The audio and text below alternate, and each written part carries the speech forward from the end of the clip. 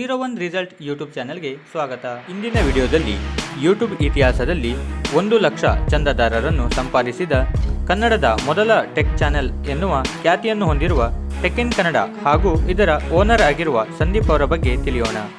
ಸಂದೀಪ್ ಅವರು 1993ರಲ್ಲಿ ಜನಿಸಿದರು. ಇವರು ನಮ್ಮ ರಾಜ್ಯದ ಹಾಸನ ಜಿಲ್ಲೆಯವರು ಆಗಿದ್ದಾರೆ. ಇವರು ಕಂಪ್ಯೂಟರ್ ಇಂಜಿನಿಯರಿಂಗ್ನಲ್ಲಿ ಶಿಕ್ಷಣವನ್ನು ಪಡೆದಿದ್ದಾರೆ. ಮೊದಲು ತಮ್ಮ ಕಾಲೇಜು ದಿನಗಳಲ್ಲಿ ಹವ್ಯಾಸಕ್ಕಾಗಿ ಆರಂಭವಾದ ಇವರ ವಿಡಿಯೋ ಎಡಿಟಿಂಗ್ ಜರ್ನಿಯು ಇಂದು ಇಲ್ಲಿಯವರೆಗೆ ತಲುಪಿದೆ. ಇವರು 2010ನೇ ಇಸವಿಯಲ್ಲಿ ತಮ್ಮ ಇಂಜಿನಿಯರಿಂಗ್ ಕಲಿಕೆಯ ಮೊದಲ ವರ್ಷದಲ್ಲಿ ವಿಡಿಯೋ ಎಡಿಟಿಂಗ್ ಬಗ್ಗೆ ಆಸಕ್ತಿಯನ್ನು ಬೆಳೆಸಿಕೊಂಡರು. ಇಂದು ಇವರು ಕನ್ನಡದ ಲೀಡಿಂಗ್ ಟೆಕ್ನಾಲಜಿ ಕಂಟೆಂಟ್ ಕ್ರಿಯೇಟರ್ ಆಗಿದ್ದಾರೆ. ಇವರು ಸುಮಾರು 2010ನೇ ಇಸವಿಯಲ್ಲಿ ಯೂಟ್ಯೂಬ್ಗೆ ಪಾದಾರ್ಪಣೆ ಮಾಡಿದರು.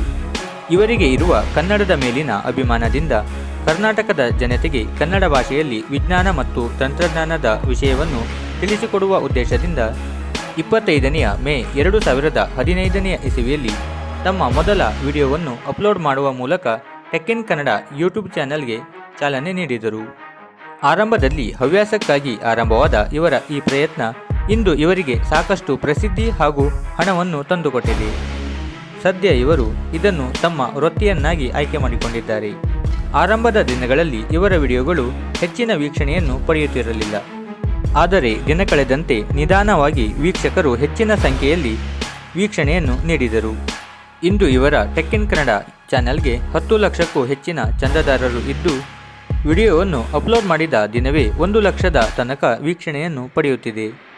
ಹಾಗೆಯೇ ಇವರು ವ್ಲಾಗಿನ್ ಕನ್ನಡ ಎನ್ನುವ ಇನ್ನೊಂದು ಚಾನೆಲನ್ನು ಹೊಂದಿದ್ದು, ಅಲ್ಲಿ ಇವರು ತಮ್ಮ ಜೀವನದ ಕೆಲವು ಘಟನೆಗಳ ಬಗ್ಗೆ ತಿಳಿಸಿಕೊಡುತ್ತಾರೆ.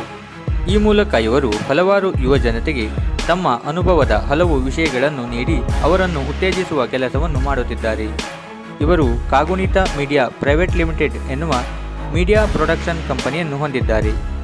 ಇವರು ತಮ್ಮ ಟೆಕ್ ಇನ್ ಕನ್ನಡ ಚಾನೆಲ್ನಿಂದ ತಿಂಗಳಿಗೆ ಸುಮಾರು 2 ಲಕ್ಷ ರೂಪಾಯಿಯ ಆದಾಯವನ್ನು ಪಡೆಯುತ್ತಿದ್ದಾರೆ. ಇದಾಗಿತ್ತು ಕನ್ನಡದ ಪ್ರಸಿದ್ಧ ಟೆಕ್ ಯೂಟ್ಯೂಬ್ ಚಾನೆಲ್ ಆದ ಟೆಕ್ ಇನ್ ಕನ್ನಡ ಹಾಗೂ ಇದರ ಓನರ್ ಆದ ಸಂದೀಪ್ ಅವರ ಕುರಿತು ಕೆಲವು ಆಸಕ್ತಿಕರ ಮಾಹಿತಿ.